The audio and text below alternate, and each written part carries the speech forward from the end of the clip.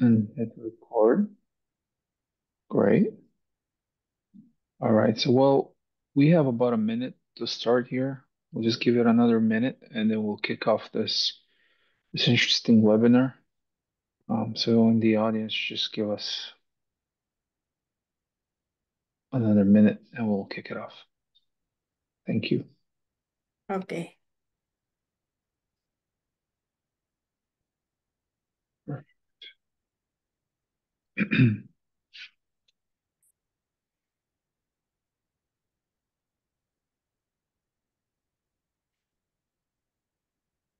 All right. Well, welcome everyone. Thank you for being here. I wish you a good afternoon, evening, or morning, depending on which part of the world you're connecting with us.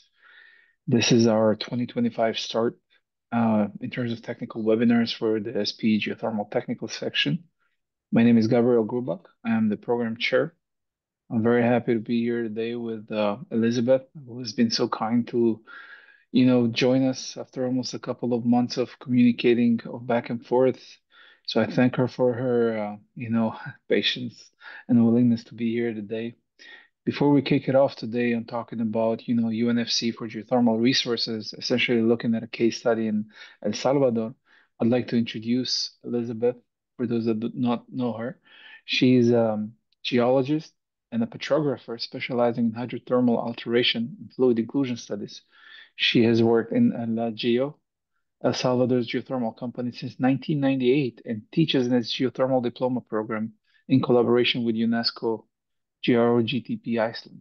She holds a bachelor's and a master's degree in geology from the University of the Philippines and a geothermal energy diploma from the University of Auckland, with additional training in geochemistry, petrography, and XRD.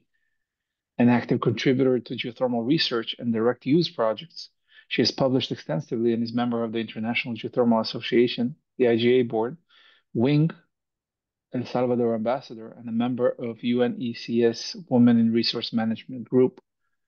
Thank you for being here today with us, Elizabeth. Thank you to the audience, and I'm passing it on to you. Looking forward to this. If anybody has any questions, please drop them off in the chat. We're gonna take those questions and moderate them right after the presentation with Elizabeth. Thank you. Okay. Good morning here, good afternoon, and good evening. So I hope this presentation will be a little bit interesting for all of you. It's on UNFC, as Gabriel told, for geothermal resources classification here in Central America, a case study in El Salvador. So can you see my presentation? Yes? Yes. Okay.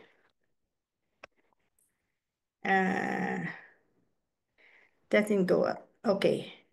So the contents first, the introduction, and then what is UNFC, and then the application in El Salvador, and the lessons learned and opportunities. So first, I will introduce SICA, the Central American Integration System. In Spanish, it's Sistema de Integración de Centroamericana. It's an economic and political entity whose fundamental objective is to achieve integration of Central American countries as a region of peace, freedom, democracy, and development. So there are 8 member countries. Belize started in 2020. It was before just 6. So Belize started to join in 2020. We have Costa Rica, El Salvador, Guatemala, Honduras, Nicaragua, Panama, and the Dominican Republic. So from this SICA, 74% of the total electricity production comes from renewable energy in the SICA region. 5.7% comes from geothermal energy, where El Salvador and Costa Rica are the main producers. Now we also have Honduras, the Geo Platanares, and Nicaragua with Momotombo and Polaris. So geothermal is really growing in the SICA region or the Central American region. So in 2018, GTG, or the Geoscientific Technical Group for Geothermal, was formed by the Energy Ministry Council of SICA to provide advisory services on geothermal development. Every 6 years, there is a rotation of the presidency. And then one of the annual operating plans include the implementation of UNFC. So who introduced UNFC here in the Sika region? First, the photo, of course. These are the members of the GTG, and I am here and here. And then these are from different Central American countries. And who introduced the GTG here in the Sika region is the Federal Institute for Geosciences and Natural Resources, or the BGR in Germany. So they had two projects here, Yacimiento Uno and Yacimiento Dos.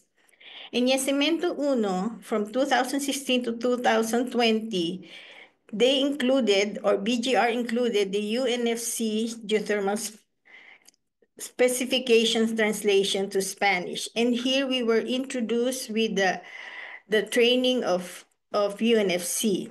And then the project continued with Yacimiento Dos, mostly identifying the geothermal resources in the local region. So it was headed by Sulamit Caso. Now the project was finished, and then we are looking for more support from other countries to continue GTG.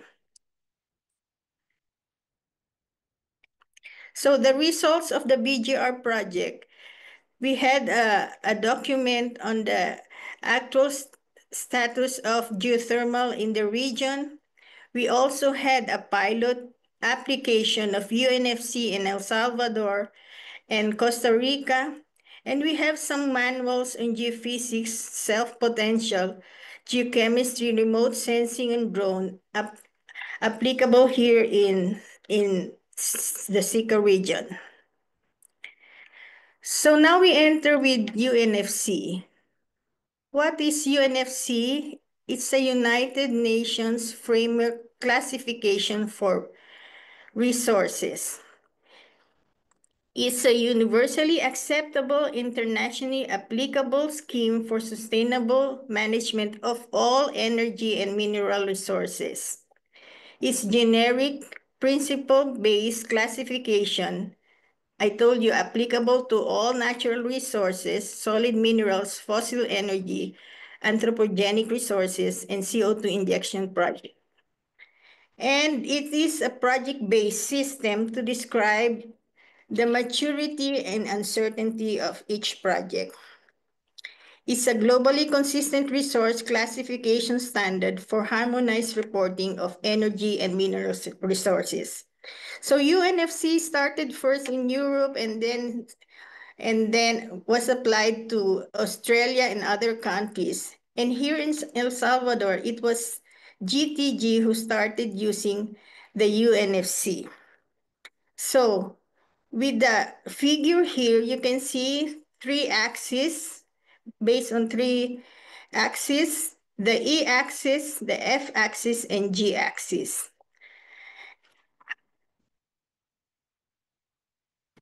So why do we need to develop UNFC? According to the United Nations Economic Commission, it's a common global terminology for energy reserves and resources. It could be a global standard or a global code. And now there is a wide range of stakeholders. And this UNFC can be a common code for financial community. It can also require reliable project information for, let me see first, for planning and decisions. And it can help channel investment for energy and resource projects for sustainable development. So as I told you, it's a consistent classification and management of all resources starting with the minerals, petroleum, and now renewable, where we are included the geothermal, uranium, CO2 injection, and the anthropogenic part.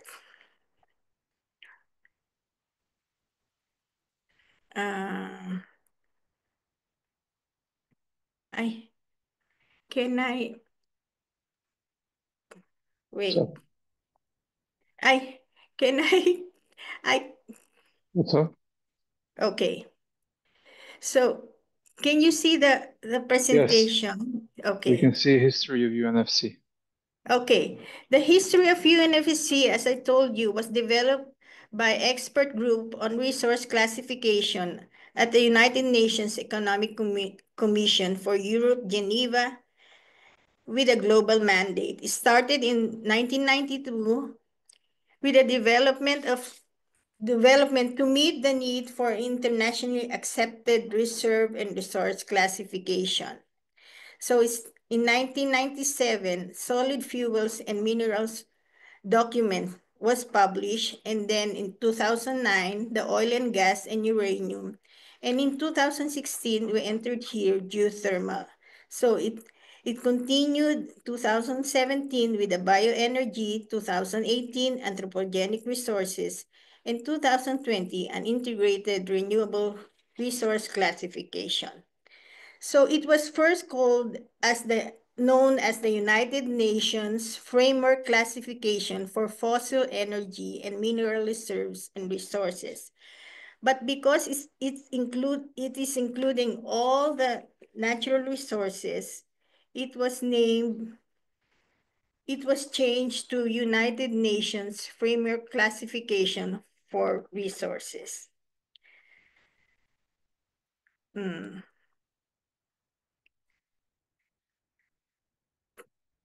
Take this, the, You're you're on history of UNFC still. no, okay. So the updated version of the UNFC is intended to satisfy the requirements of different resource sectors and applications, as well as making it fully aligned to the sustainable resource management called for by the 2030 Agenda for Sustainable Development. As I told you, the key changes made it applicable for all resources. So UNFC is now applicable to all natural resources.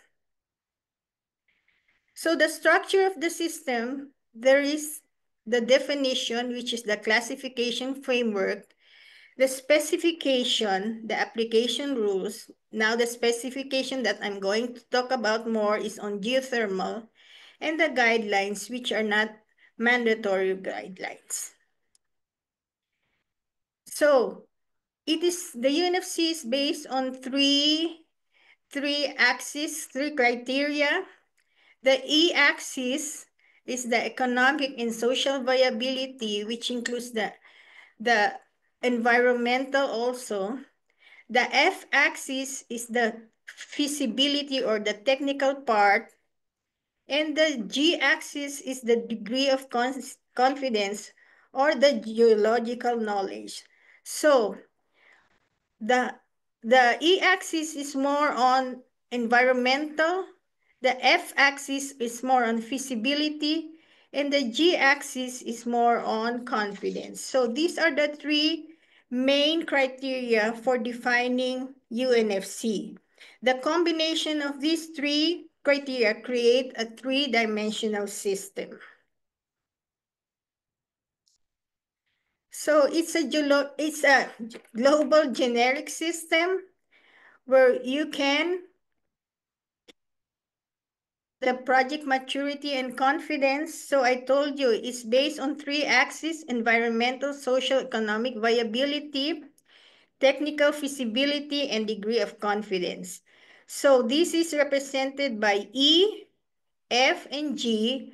So the first E1, F1, G1 is the best classification. So in the document, there are categories. We call it E1, E2, E3. So these are the categories, or F1, F2, F3, G1, G2, G3, G4. So these are categories. And there are subcategories. For each one of these categories, there are more definitions. So the combination of the three, after reviewing and evaluating, the combination gives us the E1, for example, F1, G1, or 111, we drop the letters and just the numbers are retained. So these are called the classes. So these classes are the ones plotted in the blocks that I told you. So it is usually based on numerical coding system. It's like a matrix, okay? So again, the E-axis is the environmental socio-economic viability of the project, which includes market prices, relevant legal, regulatory, social, environmental, and contractual conditions. The F-axis, the feasibility studies of the project, and the G-axis is the level of confidence. So here you can see the E, the commercially feasible, feasible technically to extract, and G is defined with a high confidence. And in the document, they told the terms resource and resources are not defined in UNFC, or this is reserved, sorry, because they have specific but different definitions in different sectors. So what representations are given in 2D or 3D. So the one I showed you with the class 111, for example, E1, F1, and G1, it goes here. So you just get 111. So your project, for example, if it falls on the green cube, it is commercially viable. It's after the evaluation. And then it can also be represented in 2D, where you have already the produce or the product, you have the known sources. When you have this for geothermal, for example, when you have drilling already, and the potential sources or the exploration part. So you have the class, for example, this one, the viable, the green one are the viable projects. And you have the subclass 2, and then the potentially viable projects, this one, and the non-viable, the red ones, and the prospective projects. So it can be represented in two ways, yes, in 2D and 3D representation. So how it works, the one I told you, if you evaluate all your information and it falls on the 111, for example, E1 is the extraction and sale has been confirmed to be economically viable. F1, for example, is the feasibility of extraction by a defined development project or mining operation has already been confirmed too. So your extraction and feasibility has been confirmed. And G1, you have a known deposit that can be estimated with a high level of confidence. So if your evaluation falls on this, you have a viable project. Let me show you. If your project falls on the yellow cube, it's potentially commercial, and then the red one, non-commercial, if it falls on these blocks. If it falls on the blue one, is something like exploration or prospective projects. And then the others, for example, other combination, these white ones, and these one are already the extracted quantities. So for example, in our country, in El Salvador, we have already 2 geothermal projects. We know already the environmental part. We know already the feasibility, technical feasibility, and the level of confidence, because we already have a power plant. So it's it falls on E1, F1 and G1.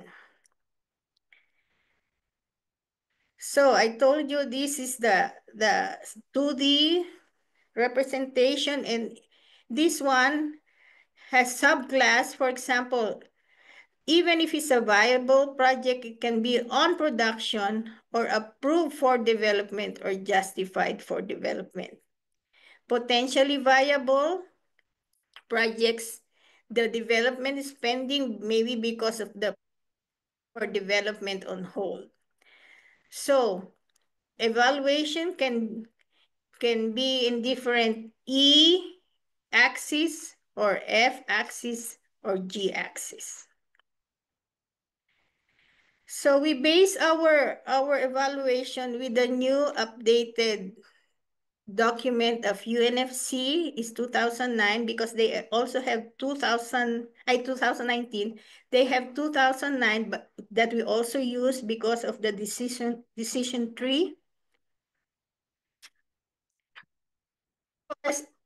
UNFC, as I told you earlier, is a project-based system. So you need to know for oil and gas, for example, from the source to your product.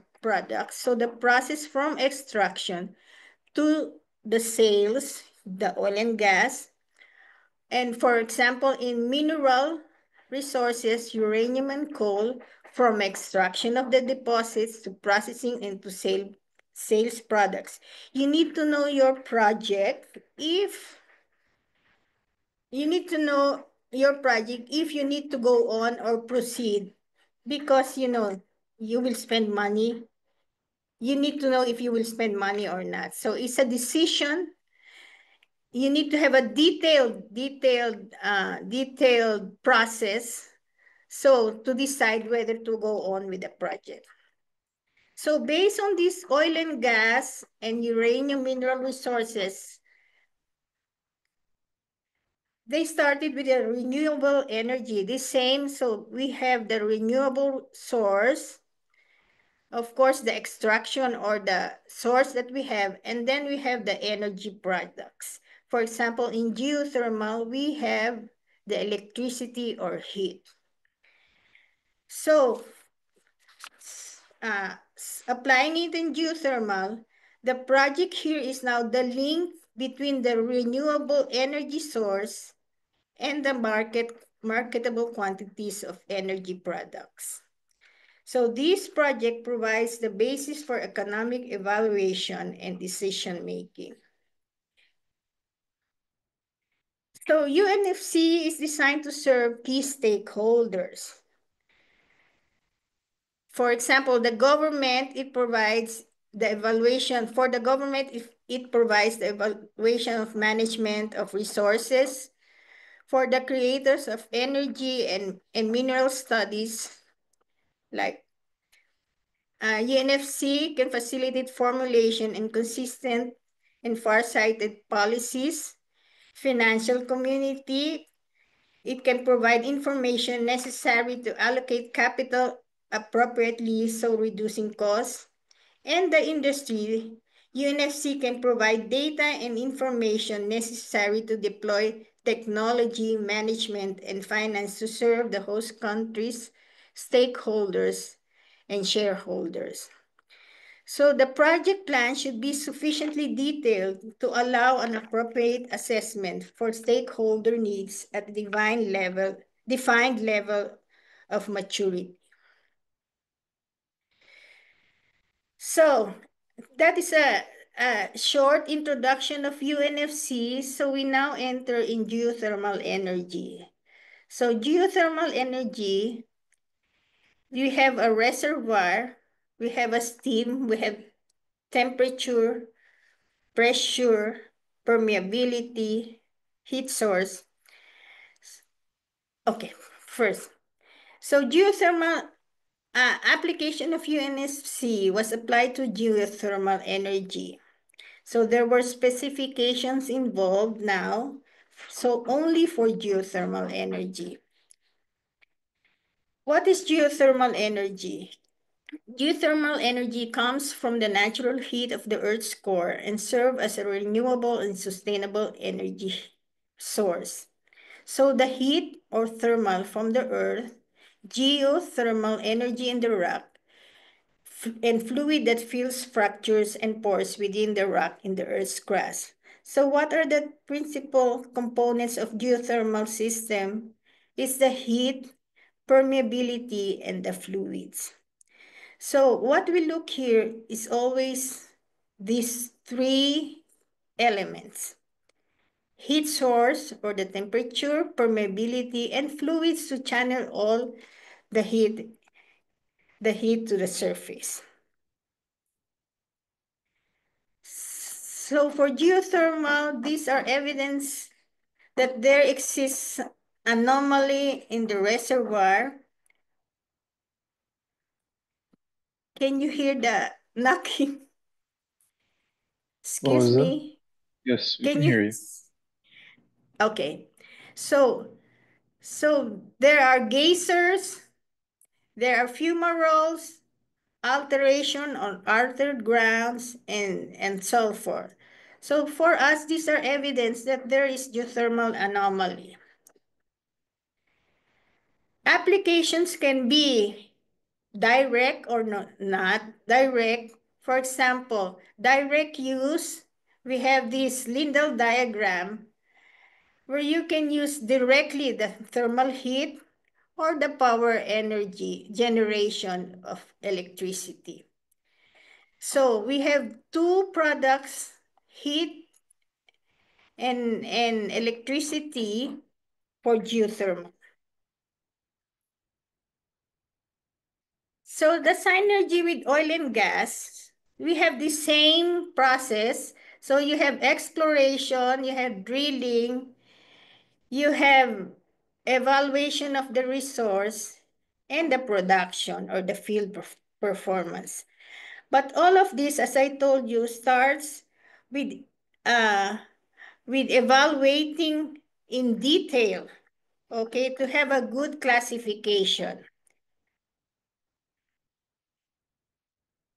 So why do we need to classify the resource?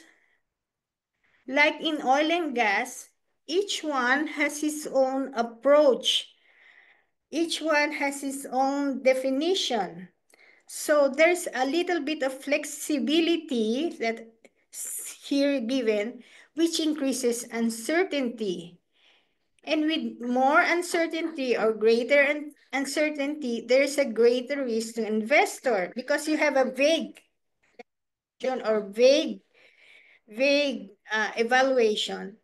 So it's less confidence in the development. So this classification, UNFC, is a key to describe resources in a representative way, reflecting their maturity and uncertainty and capturing their present values versus future value. So the end users, usually the government, I told you, the stakeholders, field owners, investors, reserves, insurance companies, international energy association agencies. And then do they agree? Can they agree with these different kinds of documents? So UNFC provides something like a standard classification. So all the stakeholders can know easily the status of the project. For geothermal, for example, are we targeting the resource, the source? Are we targeting the reservoir? Are we targeting the fluids or the stored heat, recoverable volume, or heat, power, or simply the net production? So also in geothermal, we have different classification, approach by accessibility and discovery status, by potential, by heat place, Monte Carlo approach, by exergy, by temperature use, and status by temperature. So these are different approaches in classifying geothermal. So it's a little bit something like not standardized. So there is also a miscommunication on reserves and resources, and words can be a little bit of a problem. So in 2016, the IGA, or the International Geothermal Association, with its charter of encouraging, facilitating, and where appropriate, promoting the coordination of activities related to worldwide research, development, and application of geothermal resources, started to have the best platform in developing and trialing quantification and classification guidelines of geothermal energy using UNFC. So, in 2014, there was a memorandum of understanding signed by UNICE and the IGA to develop a globally applicable harmonized standard for reporting geothermal energy resources. So, started in solid fuels and minerals, and then oil and gas and minerals, and now the renewable energy. So with this renewable energy, geothermal started to have the Memorandum of Understanding, and in 2015, there was a working group, or the ad hoc committee, to develop the geothermal specifications for the UNFC. And in 2016, this specification was endorsed by UNICE.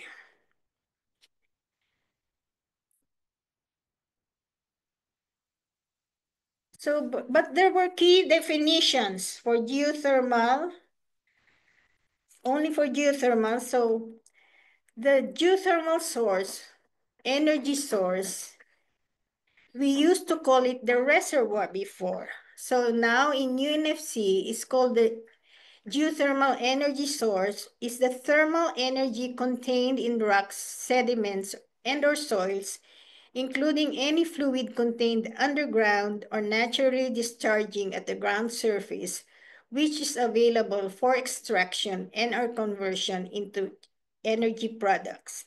So the source now, so the reservoir now, we call it the source. Now, the geothermal energy product is the product that is sold, used, or otherwise delivered by a project.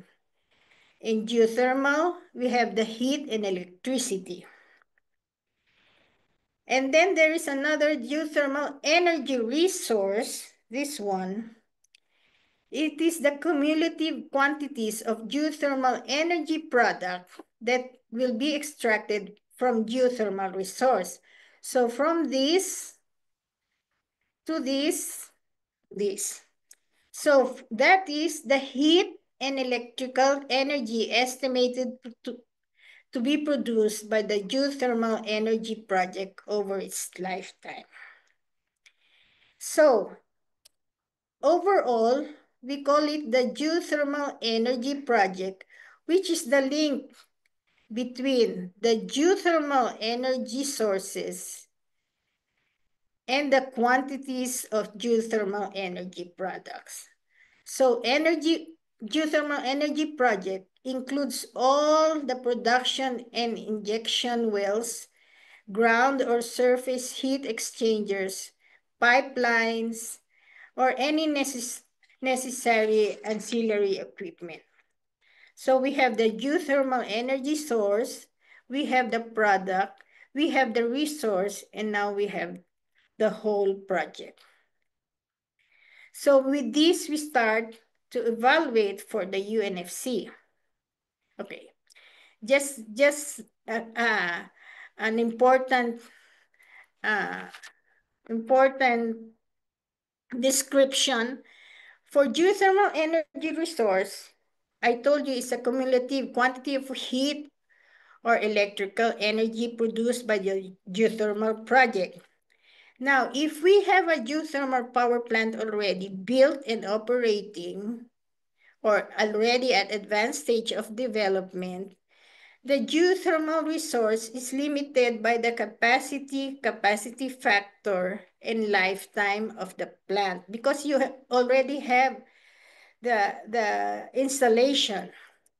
Now, for exploration project, still at an early stage of assessment, the geothermal energy resource must still be estimated as a predicted production from a geothermal energy source. This is done by the volumetric assessment Monte Carlo. So we sometimes, if we evaluate it with Monte Carlo, we need to have the right parameters to define the estimated production, because in our case, for example, we saw that in our exploration areas using Monte Carlo, they are overestimated. So we still need to review our UNFC classification. So the definition of the geothermal energy project is a fundamental prerequisite to quantify the geothermal energy resource. The same as in oil and gas, we have the exploration, the feasibility, and the development. So it's the same. So in each in each stage of the project, you need to do UNFC classification.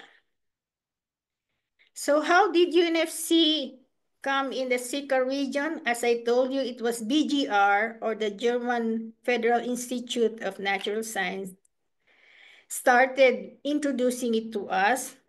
But before that, they started translating the geothermal specifications in Spanish. So from this translation, they introduced it to Sika in 2019 to the group of GTG and included it in the annual operating plan. So in 2020, it was before, I think, yes, before the pandemic, we had the training in January, February. We had a training in Costa Rica. And then in 2021, because it was in the pandemic period, we had to do it on our own in each country. And then in 2022, the results were presented in the region, and I was the one promoting it internationally. So we had a course in Costa Rica in February. It's an introductory course sponsored by BGR and IGA with Dr. Joya, the UNFC expert and IGA board member that time. So 2019, as I told you, or the timeline of UNFC, so it was introduced to GTG, and then we had the introductory course, and then 2020 to 2021, we applied in Costa Rica and Salvador. And then 2022, so we even went to the United Nations to present that Central America is trying to have this pilot classification of UNFC. And then in 2023, I will discuss to you later, GIC, or the other German cooperation, introduced a digital platform for UNFC classification. And then the last one that we have, because BGR already finished their project here, but I was able to present at the Iceland Geothermal Congress, the UNFC here in El Salvador. So application is only on a pilot basis. So I will introduce El Salvador. Is the smallest country in Central America, this one. So UNFC in El Salvador is really something like a big process for us. So El Salvador is known as the land of volcanoes. It's a small area with 21,000 square kilometers. It's characterized by major hydrothermal areas, hot springs, fumaroles, and geothermal reconnaissance began in 1960s with the help of the United Nations. In 1970s, geothermal exploration started in Ahuachapan and Berlin. So Ahuachapan is here and Berlin is here. And geothermal energy is mainly used for power generation. So El Salvador is known for its pupusa. It's made of corn with some cheese and beans inside. It's also known for Surf City or the beaches. It's also known for volcanoes and some old buildings, historical buildings. So, geothermal energy is uh, owned by Laheo, where I work. Is a state-owned geothermal company in Salvador with two geothermal fields in Ahuachapan and Berlin geothermal field. And we have two geothermal projects, San Vicente and Chinameca, on the eastern part of the country. The total installed capacity is 209 megawatts, and geothermal energy production here in Salvador contributes 25% of the energy matrix of the country. So we have two here, 95 megawatts, and I think it's 95, 104 here. So this is our power plant. This is the Berlin geothermal power plant. This is the, let me see, Berlin, yes, Berlin. This is the Ahuachapan power plant. And these are the exploration areas that we have. This one is San Vicente, and here is Chinameca. So when we started applying UNFC here in El Salvador, we gathered the geologists, geophysicists, and geochemists, all the geoscientists, and we started to evaluate each of the projects, from the exploration project to the development projects. And then because we learned a little bit on the evaluation with Dr. Joya, we started to have our own worksheet. Worksheet 1 includes the evaluator and project owner. Worksheet 2, we have the project definition. And worksheet 3, the socio-economic and regulatory factors. So for example, an evaluator and project owner, so who is the owner? Who are the evaluators? The multidisciplinary group or the geoscientific group is the evaluator's relationship to the project owner, the permanent employees of LAHEO. So we started to fill up these guidelines that was also presented by Dr. Joya. And then worksheet 2, we have the project definition, name and location. So where's the project? What is the purpose of the project? Is production. Geothermal energy project is electricity, non-energy. And then we started finishing almost all of our portfolio. This is too small, okay? This is too small. I just want to show you that we fill up our worksheets. It was really a very exhaustive way of answering all the questions. And we started a classification. So we have our we started to have our conceptual models analyze the volumetric assessment, Monte Carlo. That's why we're telling, you have to have an exact estimate of your production. So we also use the 2009 document where there is a decision tree on each axis. Excuse me.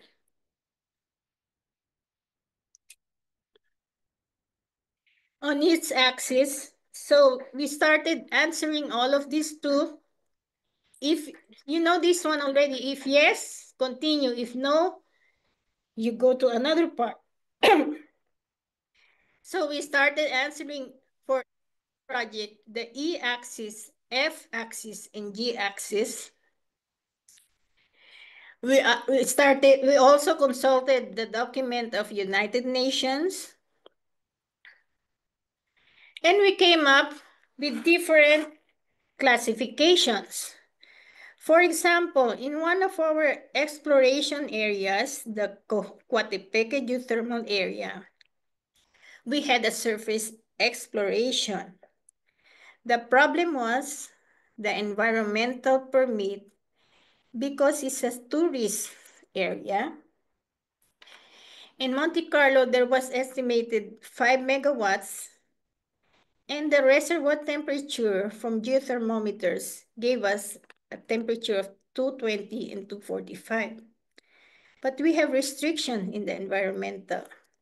So after having the evaluation, we arrive in this blue block, which is E3, F3, or G4. So the blue block is just a prospective project, but we have limitation in environmental permit. And then we have the Cuyanao Sul geothermal area. We have already the 4 deep wells. We have already proven 270 degrees, but permeability was low. And then started analyzing, you see, already 4 wells, in Coatepeque no wells, but we came up in the same block, which is prospective or exploration project. So you can see the different characteristic, but falling in the same block.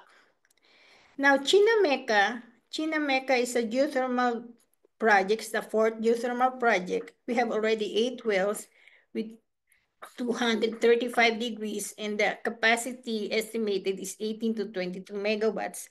Of course, it will fall on 111 because you have already environmental, economic viability, technical feasibility, and the degree of confidence.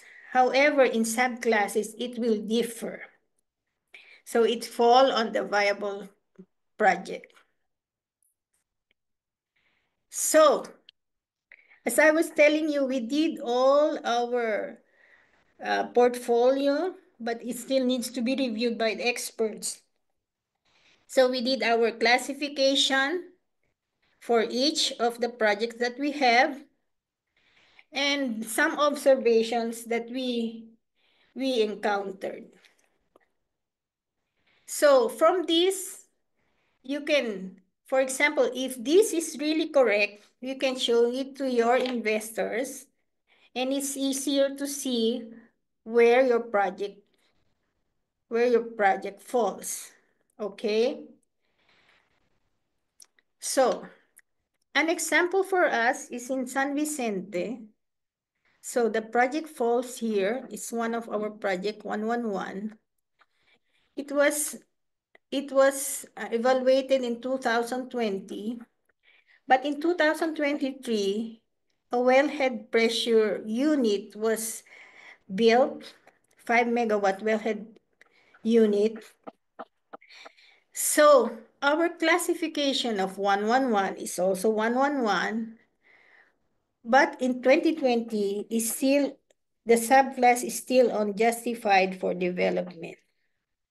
Now that we have proven our resource and we have a 5 megawatt wellhead pressure, it was upgraded to on production.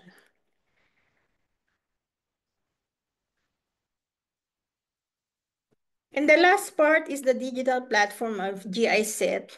So do you remember the decision tree I was showing you? So what they did is just an easier way to answer all the decision tree. So they have made some questions and after that in each axis they have the spider diagram, and the last part tells you if it's viable or the different classifications.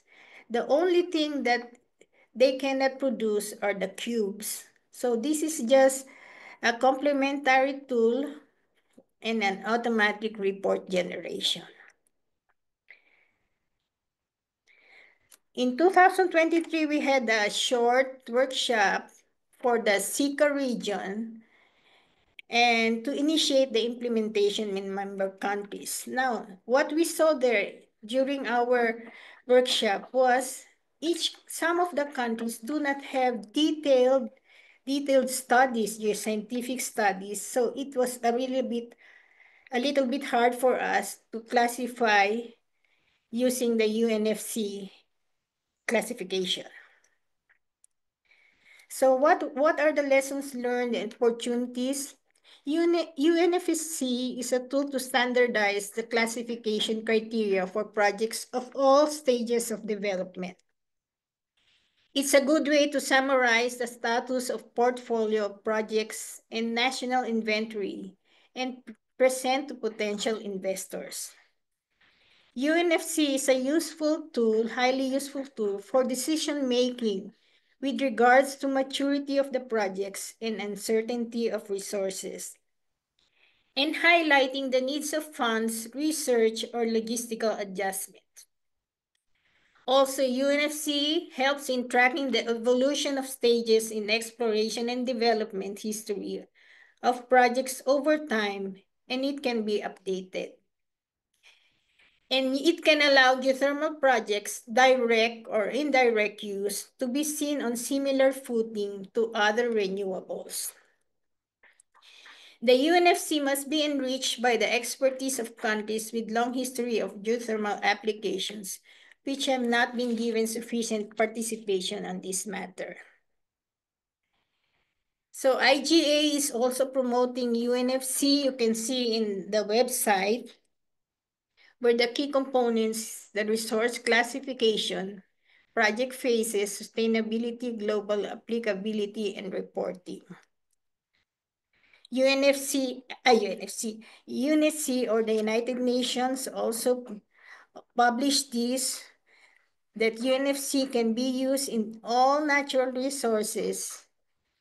It is a consistent framework to describe key information for stakeholders, for project maturity, for quantities and uncertainty, for unifying global standard in all resources.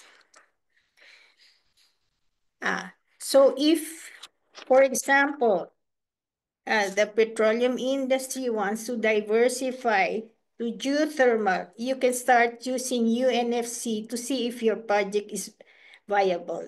Of course, you need to have wells with a little bit of temperature anomaly. And the last one is just a commercial for us. So it's just a commercial. So we're going to have a geothermal congress on September here in El Salvador, celebrating the 50th anniversary of the Oachapan geothermal field. So we are calling for abstract if you are all interested. We have the two types of topics, the low and high temperature. And thank you. Thank you very much, Elizabeth. Okay, thank you. So we do have a question in the chat box from Vivi, who it's a bit of a longer question, so bear with me. It says, "Hi Elizabeth, great presentation. I'd love to hear your thoughts on the indication of magmatic low pH in reservoir fluids. If there is clear evidence of acidic fluid, which could lead to major challenges during development, how would you assess the risk? Would you categorize it as a high on the, Okay, you need of yeah, of course you need to do all the evaluation, not just telling you it's high risk. Okay. So for acidity, of course, it's a high risk because it's how do you say, the damage, for example, in your installations, the pipelines is more aggressive if it's high acidity.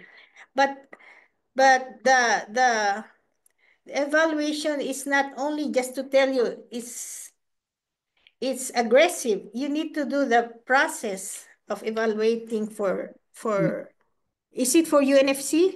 Yeah. so there was an additional comment to it, right? It said, do you think that this could be a project stopper? Because, given that in many high temperature projects in Indonesia, they're discontinued early when hazardous magmatic fluids are identified during the phase of exploration drilling. Is this the case in other areas?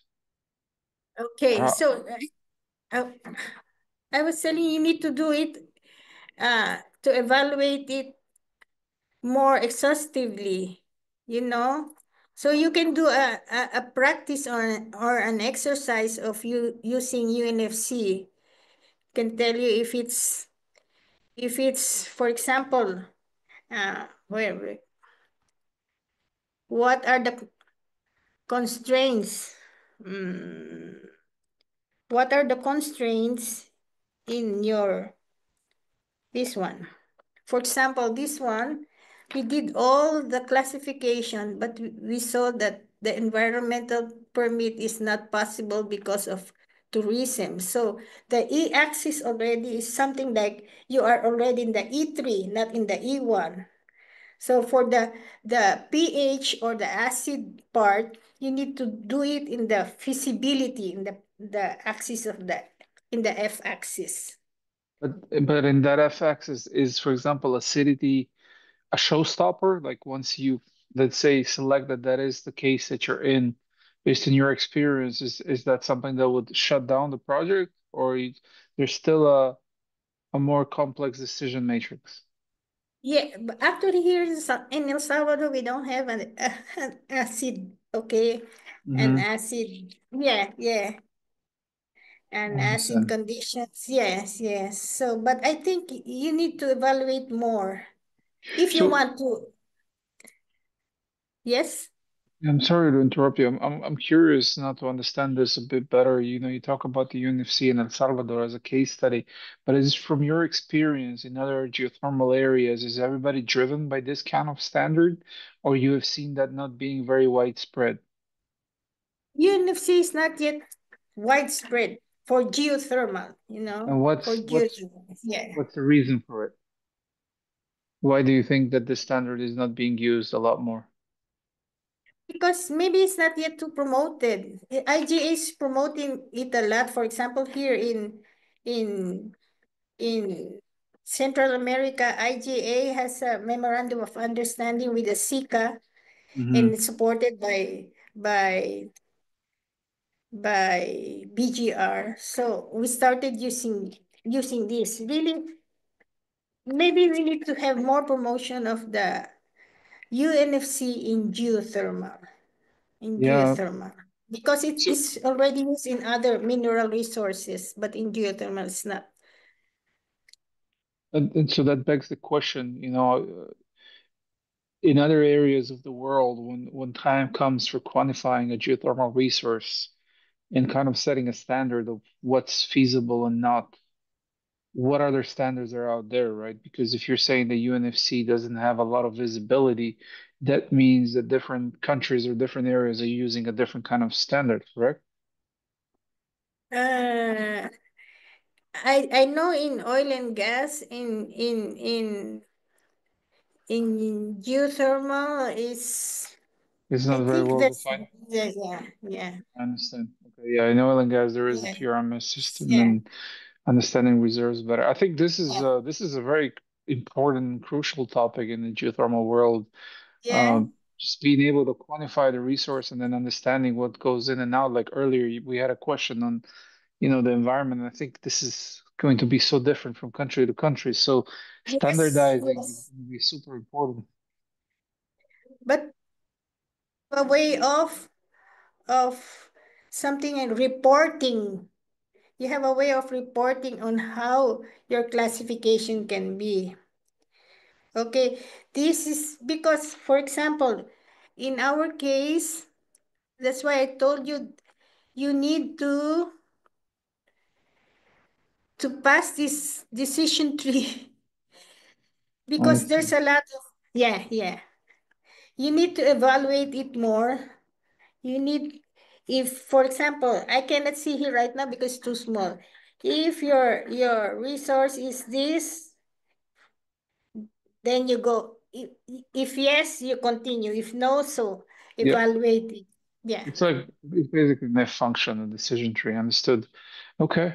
Well, I don't see any other questions from the audience. What actually, let's see. There is a question from Vinod that says, "Hi, Elizabeth. How does shallow geothermal reservoir exploitation different from deep resources, especially in terms of project economics and resource value? For example, in deep geothermal reservoirs with high geothermal gradient, will surrounding heat losses affect the resource valuation with already predicted potential? And how does the UNFC tackle this in terms of reporting?"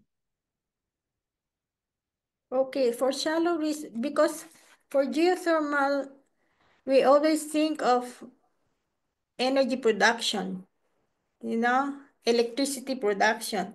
So we always look for 150 degrees and above.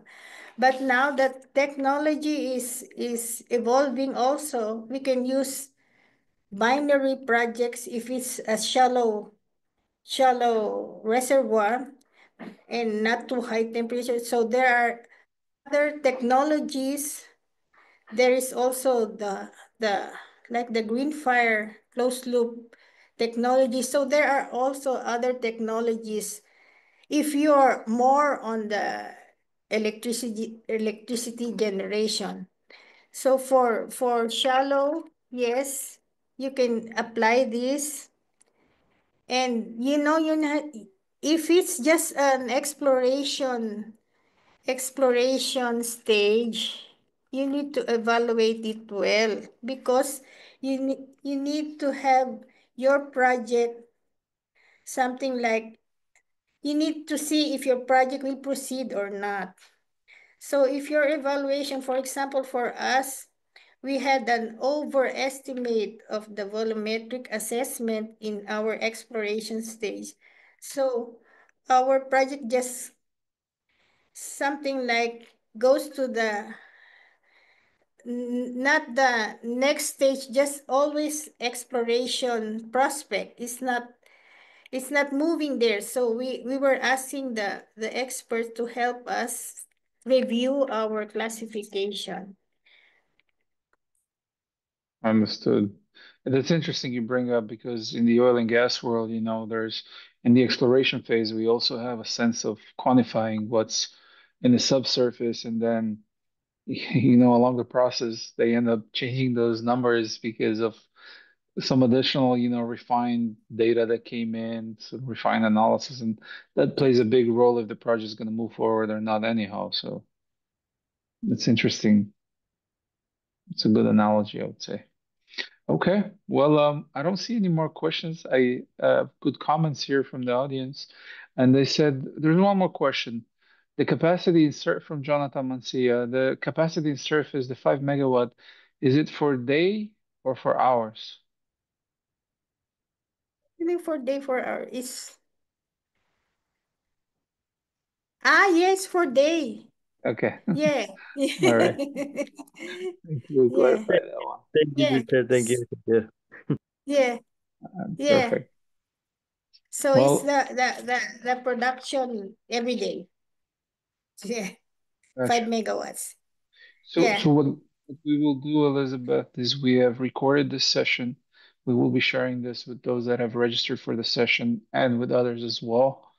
I thank you for your time, um, Thank you too for for making inviting this me. working. Absolutely. Thank you for being our guest, and thank you to the audience for being here. We will post this internally to our community and also share it with the external community and try to raise more awareness about this topic because it's, for obvious reasons, it's super important for the future. So, thank you everyone again, and I wish everybody a great day.